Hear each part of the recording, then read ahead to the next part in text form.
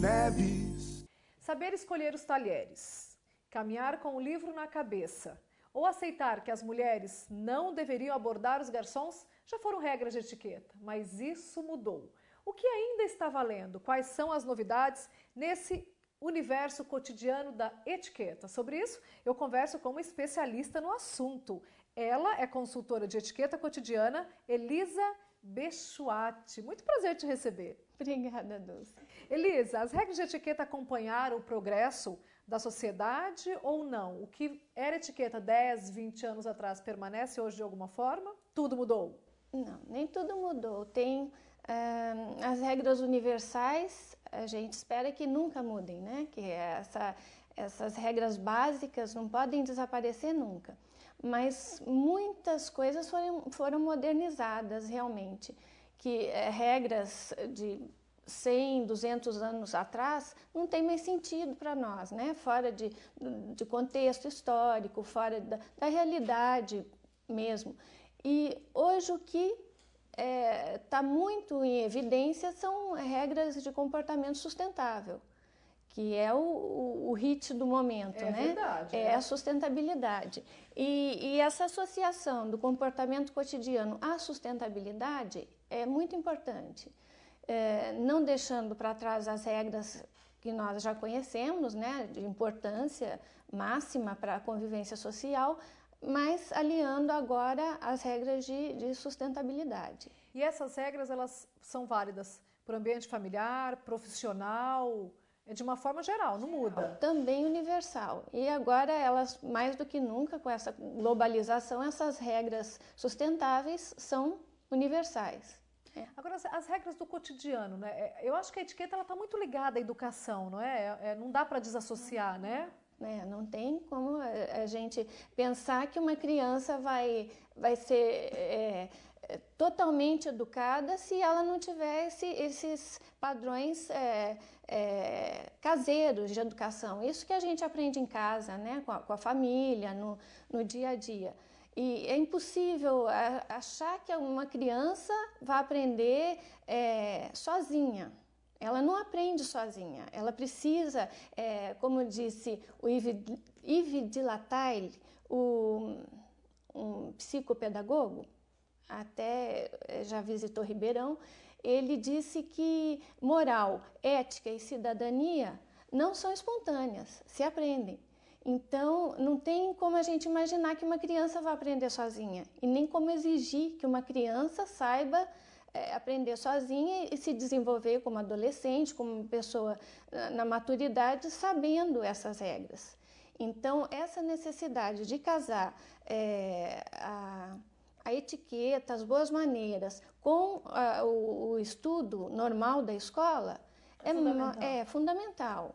E existe, por exemplo, as regras de etiqueta são diferentes para as crianças, para os adultos, e também elas são diferentes entre as classes sociais ou não? Não deveriam ser, mas a gente tem que trabalhar a realidade de cada um. Então, se eu vou falar para uma criança de uma situação menos favorável financeiramente, é diferente do que eu vou abordar com uma criança mais abastada. Então tem que ser visto isso, e a maneira de tratar isso também é importante, que não é sempre que a gente pode falar, achar que a criança vai entender o que o adulto entende. A gente tem que se colocar, voltar a ser criança um pouco para imaginar como ela receberia essa informação. Então, o que parece muito claro para a gente, às vezes, é um bicho de 7 cabeças para uma criança. E ela pode não receber exatamente da forma como tem que ser, né? Você recebe, por exemplo, existe algum tipo de preconceito ainda relacionado à questão da etiqueta? As pessoas ainda confundem isso com uma certa forma de esnobismo. Existe isso ainda? Muito. Olha que coisa, também não deveria ser assim. Também não, mas você sabe que às vezes eu fico até pensando, será que eu posso falar que eu sou consultora de etiqueta? Eu vou interromper a conversa. Então existe, infelizmente, muito preconceito ainda, mas acho que por muita desinformação também, que as pessoas não têm muita noção ainda, algumas pessoas, né, não têm essa noção que não é necessário a gente viver no requinte, não é necessário ter muita grana, não é necessário nada disso para falar sobre etiqueta, para aprender as maneiras mais interessantes para o dia a dia. Não há necessidade de nada disso, né? Só ter uma vontade mesmo de melhorar, de crescer, de progredir pessoalmente. E como funciona a sua consultoria? As pessoas querem aprender sobre etiqueta, elas te contratam para consultoria familiar, consultoria na empresa? Sim, familiar e para palestras também, em feiras de livros, em empresas. E as pessoas têm muitas dúvidas. Isso que é interessante, que eu não fico falando o tempo todo, porque tem muitas dúvidas. Isso que é bom. E eu aprendo muito também. E acontece nesses encontros que eu posso aprender muito, né, com as pessoas. Elisa, quais são os temas mais polêmicos? Porque nós vivemos num mundo totalmente globalizado, né? O que pode valer como etiqueta para a gente aqui, pode não valer como etiqueta lá no Japão. A gente estava aqui conversando e você falou, olha, no Japão a gente não poderia estar com as pernas cruzadas, né? Mas o que é universal, ok, isso todo mundo tem que saber. Mas quais são os temas mais polêmicos? Internet, né? O Facebook, isso tudo, né? E às vezes as pessoas falam, por que você não escreve um livro sobre Facebook, essas coisas? As pessoas não querem, as pessoas querem participar disso tudo, querem mostrar o que acontece com elas, querem postar fotos. Isso aí não tem como falar, não, a gente vai brecar, isso não existe, não existe, né? Tá fora de caminho órbita. Sem volta, né? O que a gente pode fazer é ir contornando, para que a coisa não fique fora do controle mesmo, né? A gente pode ir aparando e estudando para que, como qualquer evento da vida das pessoas, não perca as rédeas, né? Então, não tem como falar, não, a gente vai acabar com isso ou vai tentar convencer as pessoas de que não precisam disso, porque isso é uma realidade de todo mundo. E a gente não pode ficar fora Elisa, você acredita que fatores da vida cotidiana, como o estresse, a competitividade, pode influenciar na etiqueta? Pode, certamente que pode. Essa correria do dia a dia, muitas vezes a gente sabe no trânsito, por exemplo, tudo que tem que ser feito no trânsito, mas esse compromisso, o relógio e as atividades domésticas e o trabalho, muitas vezes a gente sai do prumo.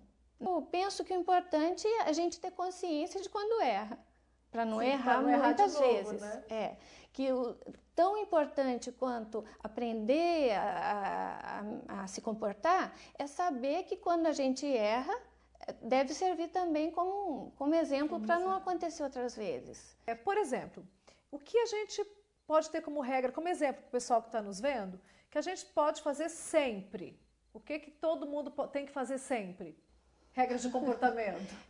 Eu acredito que colaborar em qualquer situação, ser cooperativo, isso é muito importante. Quando a gente é cooperativo com o outro tem mais tempo para uma outra atividade. Quando alguém é cooperativo com a gente tem mais tempo e mais paciência e menos estresse, né? E essa ajuda mútua em qualquer situação, em casa, no trabalho, no clube, em qualquer situação, ajuda, assim, a pessoa ser prestativa, ela correr para ajudar, no sentido, né, de ser solícita. E o que não pode nunca, ou não deveria nunca? Agredir, assim, ou palavrão, no trânsito mesmo, voltando ao trânsito, que essa é uma referência, uma referência, porque a gente saindo de casa cai no trânsito e é ali que a gente todos os dias pode ver como, no mínimo no trânsito, a gente pode ver como que estão as nossas relações sociais, né, e urbanas. Elisa, a gente sabe, né, pelo menos é mais comum, e todo mundo já deve ter ouvido falar, dos 3 R's da sustentabilidade. Mas você já conseguiu colocar nessa lista mais 4, não é? Repensar, reduzir, reapreciar, recarregar, reciclar, recusar, respeitar a biodiversidade. Você ainda acha possível que essa lista aumente? Eu espero, todos os dias eu espero achar uma palavra que sintetize um pouco mais, né, essa sustentabilidade, esse tema tão atual, né? E acho que podem aparecer muitas palavras e aceito sugestões também. Então, nós vamos aguardar aí as dicas, porque no mundo que se transforma a cada minuto, as necessidades estão sempre surgindo, né? O que é necessário hoje, amanhã já se transformou, e numa velocidade absurda, né? Qual que é a formação ou o que a pessoa precisa ter para ser uma consultora de etiqueta? Além de, claro, ser especializada nisso, né? Mas existe uma formação específica para isso? Não, específica não. Eu fiz pedagogia, fiz também direito, e tenho interesse desde criança, tenho interesse, eu sempre observei muito. Começar em casa e na escola, eu sempre fui observadora demais. E as coisas desagradáveis que aconteciam, eu pensava, eu gostaria de falar por que isso é desagradável, por que isso não pode acontecer. Então, quando eu tive os filhos e uma época que eu fui fazer um voluntariado, eu comecei a desenvolver umas regras para ajudar as moças de periferias da cidade, que não tivessem acesso a isso que chamam de requinte de comportamento. Então, eu desenvolvi esse manual e, a partir dele, eu comecei a me interessar mais e mais, e daí surgiram os 3 livros. Elisa, e quem é mais requintado, o homem ou a mulher? Quem é mais antenado com as regras de etiqueta, o homem ou a mulher? Olha, quando o homem é preocupado com isso, ele é mesmo muito preocupado de corrigir a gente. É mesmo? É muito preocupado. Agora, o natural, o que a gente sabe historicamente é a mulher, né?